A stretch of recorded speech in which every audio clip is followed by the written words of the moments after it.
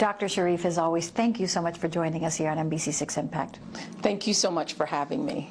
We know you very well. You're a longtime leader in this community as advocate, as mayor, as commissioner. What made you decide to run for this seat, District 35? So, as you know, the redistricting process occurred, and as a result of that, there was a seat created, which is District 35, and it really closely mimicked my county commission district, and I saw an opportunity, to continue to represent the people that I've represented for 13 years, and so I was excited to take on the challenge. You have said that you want to represent the black and the brown people. I want to represent everybody, but I think that for a very long time in Tallahassee, black and brown communities have been ignored and discarded. I think that a lot of the issues that we face in our black and brown community are issues that are not important to some because they don't understand them. And I think that Tallahassee's broken in that way. And the fact that we have a lack of representation in Tallahassee right now, I think, lends itself to the fact that we're always on the menu and not at the table. And we were talking, it's 66% minority in this district? Yes, it is. And that was one of the things that redistricting and the numbers brought out was this is a opportunity for minority access. We have 21 million people in the state of Florida, but yet right now we have only 2 black female senators. And I'm looking to change that. I would like to go up and be a voice to work with them and to work for our people.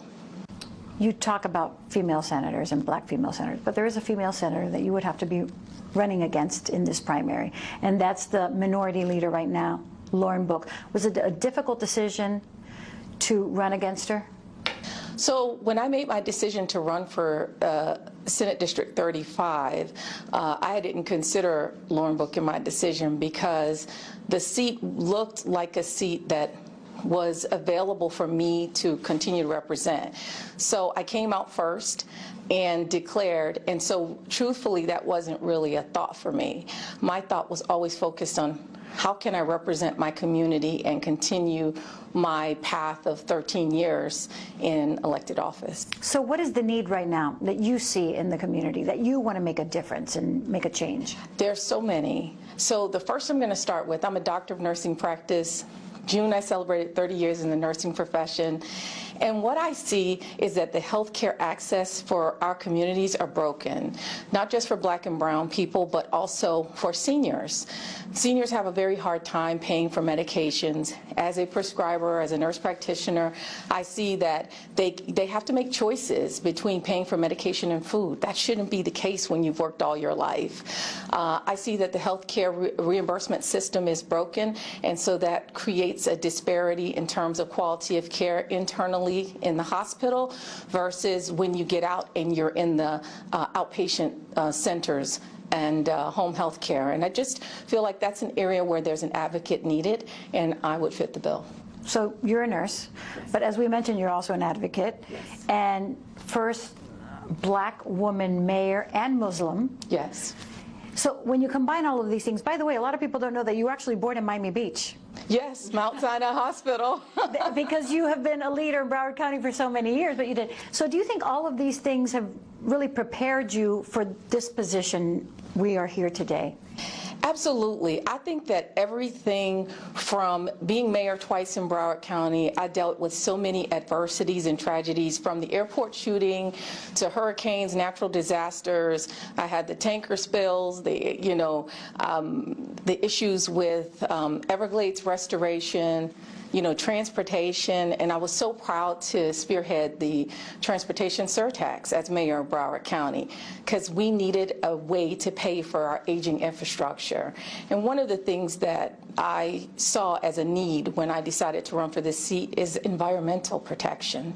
I feel like we need to restore the Everglades, and we need to have true advocacy to make sure that we restore the Everglades. It's not so much that, we stop the agricultural community because we have to eat. There has to be some common sense behind it.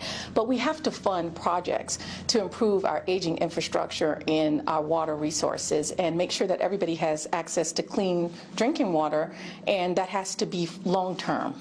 And we can't keep putting Band-Aids on things that have to be solved. And So I just have all these experiences that I feel that I can bring to the table and make the state better. You have also said that you want to protect voting rights, and by all accounts, the election in 2020 went smoothly in the state of Florida. But you have said this is something that you really want to fight for. So okay, so I love you, and I disagreed with the smoothly part, only because when we had our elections, I felt like the purging of people from the voter rolls, I feel like there's not enough notification to let people know when to request an absentee ballot. When does your absentee ballot expire? Even right now, people in our last election cycle for the special election in 2021 had no idea that their absentee ballot requests were being purged. I think if we're going to change the rules, we need to make sure people are notified. The other thing that I think that we need to do to make it easier and better for more people to turn out to vote is, if you're going to have purging of the voter rolls, then you need to allow same-day voter registration, and you need to allow people to request an absentee ballot if they're not going to be able to vote on election day all the way up until, you close early voting. Here we have like this 2-week process where they stop right before the vote from sending out absentee ballots, and I think that there's ways to increase voter turnout. And how would you do that? By doing exactly what I said, which is allowing for same-day voter registration, allowing for people to request a same-day ballot if they cannot vote on election day, and then putting commercials on the TV to let people know when to vote and that there's a primary going on. I mean, in our last election cycle was a prime example. When I ran for the special seat for Congress, you have a district where you have almost 700,000 people represented, yet the race was decided by, 100,000 people.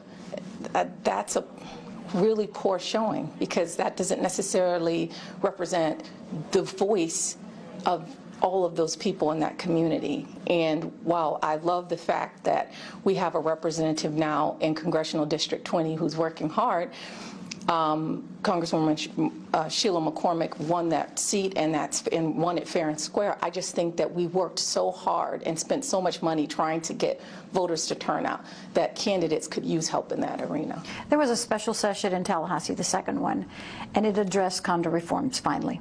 Do you think anything more can be done in that department? I believe it can be, but as you know, I think that there's a lot of special interests that go into that, from property insurance, from condo insurance, renters insurance, as well as the minimum requirements of what people have to have on hand to perform repairs. I mean, when the Surfside collapse happened, I was looking for a condo for my girls who are coming back from college.